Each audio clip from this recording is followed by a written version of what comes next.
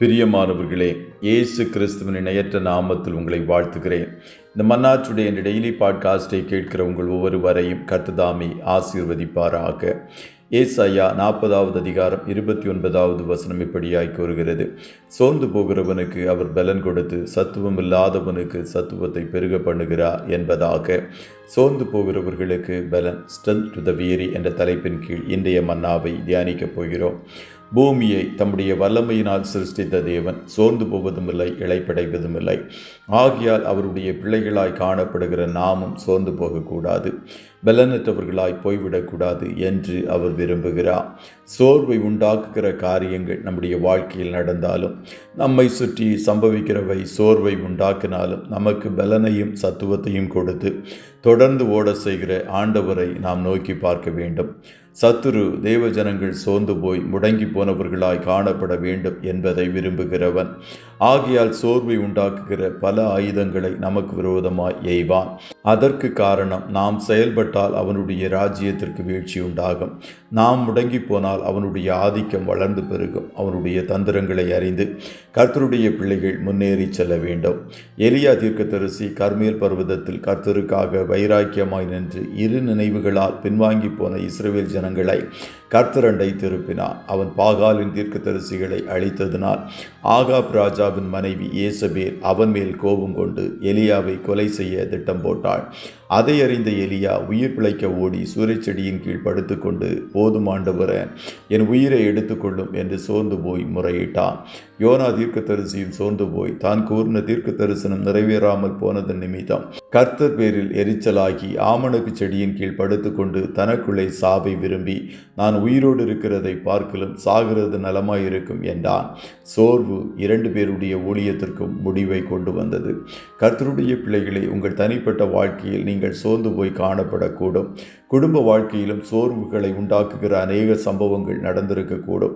ஊழியங்களிலும் கூட சோர்வை உண்டாக்குகிற காரியங்கள் சம்பவித்திருக்கும். நாம் செய்ய வேண்டியது என்ன? சோர்ந்து போகிறவனுக்கு பலன் கொடுக்கிற கர்த்தரை நோக்கி பார்க்க வேண்டும். காத்திருந்து ஜெபிக்கிறவர்களாய் காணப்பட வேண்டும். அப்போது கர்த்தருடைய புது பலன் நம்மை மூடும். எரேமியா தீர்க்கதரிசி தனிமை உணர்வினால் சோர்ந்து போனவனாய், நான் பிறந்த நாள் சபிக்கப்படுவதாக, என் தாயார் என்னை பெற்ற நாள் ஆசீர்வதிக்கப்படாதிருப்பதாக, உமக்கு ஒரு ஆண் பிள்ளை பிறந்தது என்று என் தகப்பனுக்கு நற்செய்தியாக அறிவித்து அவனை மிகவும் சந்தோஷப்படுத்தின மனுஷன் சபிக்கப்பட கடவன் என்று எரேமியா 20:14-15 கூறினார்.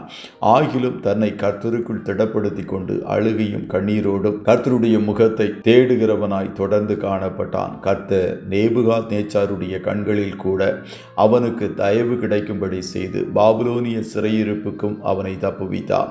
யோபு கூட தான் பிறந்த நாளை சபித்து வசனித்து சொன்ன வார்த்தைகள் யோபு 3வது அதிகாரத்தில் எழுதப்பட்டிருக்கிறது.